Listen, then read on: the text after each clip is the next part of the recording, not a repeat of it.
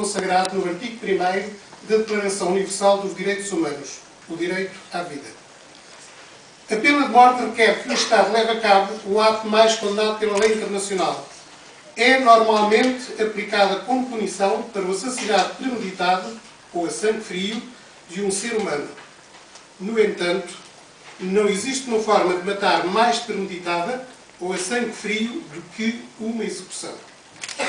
Uma execução, tal como a tortura física, envolve uma agressão deliberada a um prisioneiro. Dito de uma forma simples, não existe uma forma humana de executar alguém. Se não vejamos este relato de uma execução por injeção letal levado a cabo na Guatemala. O homem condenado era Manuel Martínez Coronado. Os responsáveis pela execução estavam tão nervosos, devido em parte aos sons perturbadores do choro e da mulher e filhos do condenado, que levaram bastante tempo a ligar o tubo pelo qual passariam as drogas necessárias para o matar. Um corte de energia elétrica, durante a execução, parou o fluxo de drogas letais e o prisioneiro levou 18 minutos para morrer. A sua agonia foi transmitida ao vivo na televisão pública. E este é considerado o método mais humano para pôr fim à vida de alguém. Escusado será aqui descrever o tipo de sofrimento que causam todos os outros métodos: a decapitação, a cadeira elétrica, a câmara de gás, o enforcamento, o fuzilamento, a lapidação ou o apedrejamento. Algumas práticas durante e pós-execução também são no mínimo condenáveis. A China, por exemplo, que executa os prisioneiros por fuzilamento, envia a fatura da bala aos familiares do prisioneiro depois da execução. Nos Estados Unidos, os fatos dos condenados à morte por eletrocução não têm botões para que estes não derretam. Nas execuções por lapidação ou apedrejamento, as pedras são escolhidas para que sejam suficientemente grandes para causar dor, mas não tão grandes que causem a morte imediata. Este é apenas o aspecto desumano, mas a pena de morte tem outros aspectos condenáveis. É discriminatória porque é aplicada de forma desproporcionada contra os pobres, os doentes mentais e as minorias raciais, étnicas e religiosas.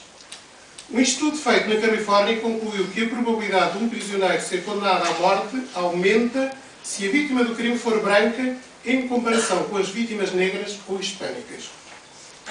Também o número de execuções sobe drasticamente se o réu for negro e a vítima branca. Em 243 casos analisados, 228 executados eram negros que tinham morto brancos e apenas 15 dos executados eram brancos cujas vítimas eram negras. A pena de morte também é irreversível. Se tivermos em conta que o sistema de justiça está sujeito ao preconceito e ao erro humano, o risco de se executar o inocente está sempre presente. Desde 1973, só nos Estados Unidos, 130 pessoas foram libertadas em 26 estados, depois de ser provada a sua inocência. A pena capital é ainda injusta porque é usada frequentemente na sequência de julgamentos injustos e muitas vezes é aplicada a indivíduos que foram forçados a confessar os alegados crimes. Existem também mitos ligados à aplicação da pena de morte. Um deles, largamente defendido, é que a pena de morte previne a criminalidade. Mas o facto é que não existem, a nível mundial, quaisquer provas de que a pena de morte tenha um especial efeito dissuasor neste campo. Há quem afirme que a abolição da pena de morte eleva as taxas de criminalidade, mas estudos realizados, por exemplo, nos Estados Unidos da América e no Canadá, em nada apoiam essa crença. Em 2004, nos Estados Unidos da América, a taxa média de homicídio nos estados que aplicavam a pena de morte era superior à dos estados que não aplicavam tal castigo. Em 2003, no Canadá, a taxa de homicídio decresceu 44% desde 1975, à altura em que a pena de morte era ainda aplicada. Ao invés de tornar a sociedade mais segura, a aplicação da pena de morte tem exercido um efeito nefasto na sociedade. A pena de morte serve apenas para legitimar o uso da força pelo Estado e perpetuar o ciclo de violências. Outro mito é de que os indivíduos terão menor propensão para cometer crimes violentos, incluindo o de homicídio, se souberem que poderão ser condenados à morte. Este argumento pressupõe que os criminosos estudam e antecipam as consequências de serem apanhados.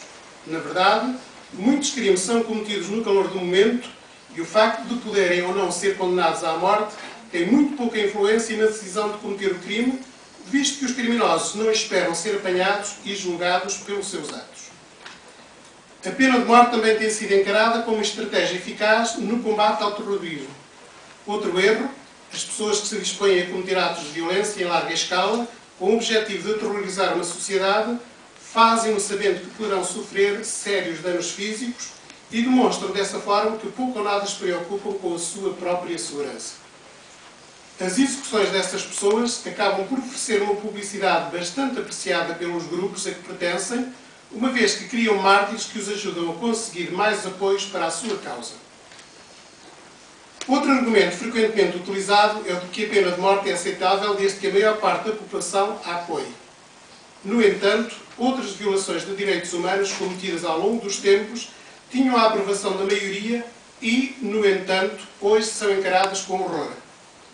A escravatura, a segregação racial e o linchamento eram largamente apoiados pelas sociedades da época, contudo, eram violações claras dos direitos humanos das vítimas. É compreensível que a população sinta raiva em relação aos culpados de crimes brutais e confie nos seus governos para tomarem medidas contra a violência.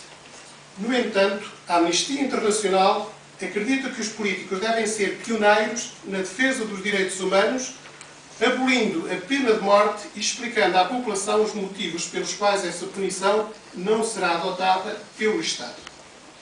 A criminalidade pode ser reduzida através de outras medidas, tais como ter uma polícia melhor equipada e treinada, através da erradicação da pobreza, da melhoria do sistema de educação e do combate à exclusão social. O argumento económico também não é convincente. A decisão de tirar a vida a alguém não deve ser baseada em motivos económicos. Utilizar a pena de morte para reduzir o número de presos é uma medida fútil. Por exemplo, nos Estados Unidos existem cerca de 2 milhões de presos, dos quais apenas cerca de 3 mil estão condenados à morte. Se os que se encontram no corredor da morte fossem todos executados, tal não faria uma diferença significativa no que diz respeito à redução do número total de presos. Muitos dos que defendem a aplicação da pena de morte fazem-no em nome dos direitos das vítimas. Argumentam que as vítimas de crime violento e os seus entes queridos têm direito a ver a vida do responsável pelo crime ser tirada pelo Estado. No entanto, mesmo que seja compreensível que as vítimas de crime violento e as suas famílias sintam raiva em relação aos responsáveis por tais atos, esse argumento não pode ser usado para justificar a violação dos direitos humanos dos condenados. A finalidade e crueldade inerentes à pena de morte tornam-na incompatível com as normas do comportamento civilizado da sociedade atual. É uma forma desadequada e inaceitável de dar resposta ao crime violento. Se não, vejamos o depoimento de Marie Dines, cuja sogra foi assassinada em 1972. Após um homicídio, as famílias das vítimas enfrentam duas situações: uma morte e um crime. Nessa altura, as famílias precisam de ajuda para lidar com a sua perda e apoio para curar a ferida nos seus corações e reconstruir as suas vidas. Sabemos por experiência que a vingança não é a resposta. A resposta consiste em reduzir a violência, não em causar mais mortes. A resposta reside em apoiar os que sofrem devido à perda dos seus entes queridos, não em criar mais famílias em sofrimento através da execução de um familiar. Está na altura de quebrar o ciclo de violência. A pena de morte transmite a mensagem de que o ser humano não tem valor, que é incapaz de redenção e que em certas circunstâncias é aceitável matar alguém. Os governos têm o dever de proteger a vida humana e não tirá-la. A Amnistia Internacional luta pela abolição total da pena de morte. Por isso, hoje apelamos aqui a todas as nações para que trabalhem a favor de um mundo livre de execuções e para que tornem esta resolução uma realidade. Termino apenas com uma afirmação que vos deixo para reflexão. Porquê é que o Estado mata pessoas que mataram pessoas para provar que matar pessoas é errado? Obrigado.